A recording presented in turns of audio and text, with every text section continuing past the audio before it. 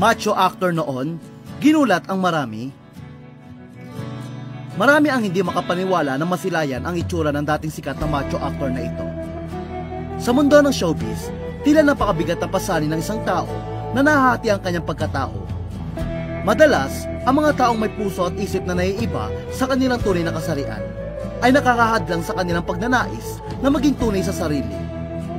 Gaya na lamang ng sikat na aktor na ito na isa sa mga hinahangaang aktor noon dahil sa kanyang kagwapuan, karisma at kakisigan.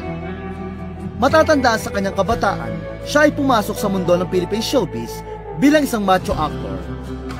Nakilala siya sa mga youth variety show at iba pang proyekto.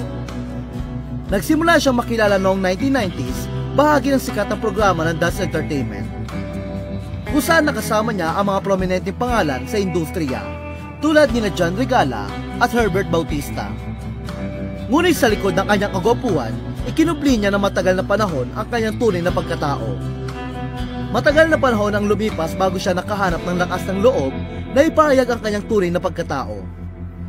Dahil lingid sa kaalaman ng marami, bagamat may katawan siya na isang lalaki, sa kanyang puso at isipan ay isa siyang babae. Siya ay walang iba kundi si Arthur Benedicto na ngayon ay mas kilala bilang Bambi Moreno. Sa YouTube channel ni Morley Alinio kamakailan, inamin ni Bambi na nahihirapan siyang itago ang kanyang pagkatao noong nasa showbiz pa lamang siya.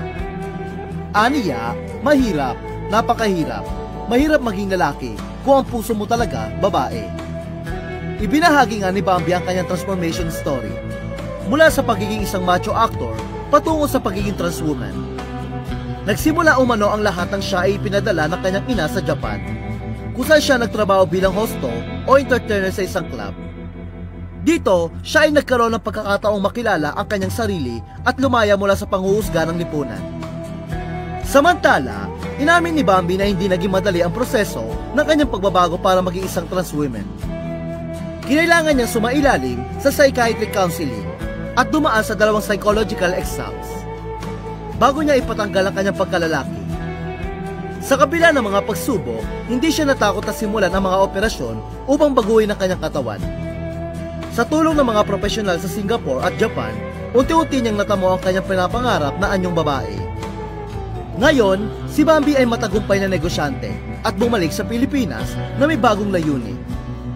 Balak niyang magtayo ng isang comedy bar sa Osaka at naghahanap ng mga performer na maaaring makasama sa kanyang proyekto.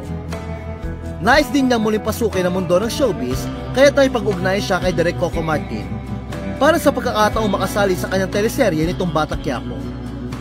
Pinayuhan din ni Bambi ang kapwa niya aktor noon na si Rustom Padilla, o mas kilala ngayon bilang Bibi Gandang Hari, na tuparin ang pangarap nito na maging ganap na trans woman dahil walang katumbas umano ang saya ng kapalit nito.